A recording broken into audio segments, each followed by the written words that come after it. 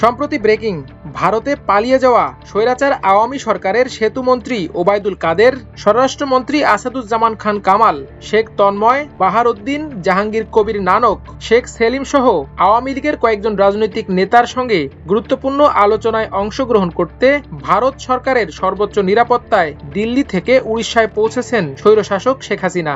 দেশ ত্যাগের পর তাদের সাথে এই প্রথম বৈঠকে বসতে যাচ্ছেন শীর্ষক শিরোনামে একটি ভিডিও সামাজিক যোগাযোগ মাধ্যমে ছড়িয়ে পড়েছে।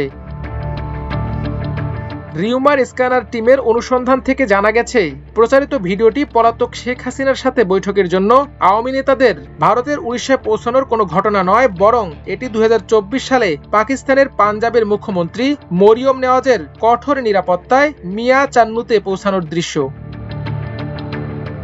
এ বিষয়ে অনুসন্ধানের শুরুতে কি ফ্রেমের রিভার্স ইমেজ সার্চের মাধ্যমে পাকিস্তানি গণমাধ্যম সুনো নিউজ এইচডি এর ইউটিউব চ্যানেলে 2024 সালের 13 আগস্টের CM Punjab Maryam Nawaz helicopter entry at Mian Channu শীর্ষক শিরোনামে প্রকাশিত একটি ভিডিও খুঁজে পাওয়া যায়। সেই ভিডিওর সাথে আলোচিত দাবিতে প্রচারিত ভিডিওটির মিল রয়েছে।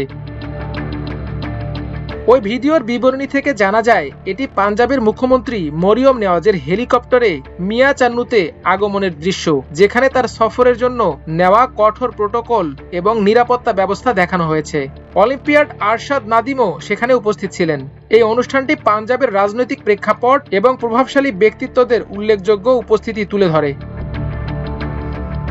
পরবর্তীতে ওই সূত্র ধরে পাকিস্তানি গণমাধ্যম এক্সপ্রেস নিউজের ইউটিউব চ্যানেলেও একই ভিডিও খুঁজে পাওয়া যায়। ওই ভিডিও থেকেও একই তথ্য জানা যায়, অর্থাৎ ভিডিওটি সাম্প্রতিক সময়ে ভারতে আওয়ামী লীগের নেতাদের সাথে সাক্ষাতের জন্য উড়িষ্যায় পৌঁছানোর নয়। সুতরাং 2024 সালের পাকিস্তানের ভিন্ন ঘটনার দৃশ্যকে সাম্প্রতিক সময়ে ভারতে শেখ হাসিনার সাথে বৈঠকের জন্য আওয়ামী নেতাদের উড়িষ্যায় পৌঁছানোর যে দৃশ্য হিসেবে দাবি করা হয়েছে তা মিথ্যা।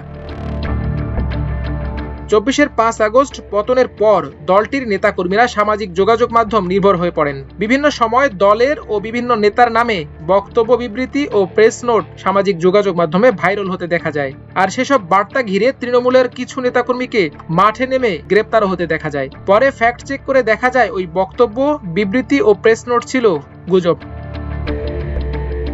একটি ঘটনায় দেখা যায়, দলটির দপ্তর সম্পাদক স্বাক্ষরিত অন্তর্বর্তীকালীন কমিটি গঠন বিষয়ক একটি চিঠি গত 6 সেপ্টেম্বর ফেসবুকে ভাইরাল হয়। পরে জানা যায় ভাইরাল হওয়া চিঠিটি ভুয়া।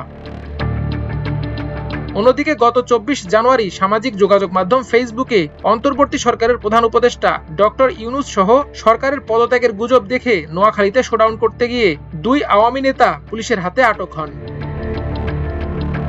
বিশেষজ্ঞরা বলছেন, সব মিলিয়ে সুনির্দিষ্ট নির্দেশনা না থাকায় গুজব নির্ভর হচ্ছে দলটির নেতাকর্মীরা। সামাজিক যোগাযোগ মাধ্যমে যা পাচ্ছে তাই শেয়ার করছে, এমনকি এখনো 7 মিনিটে সব শেষ করে দেবে এমন মনোভাব নেতাকর্মীদের মধ্যে। মাল্টিমিডিয়া ডেস্ক, আমার দেশ।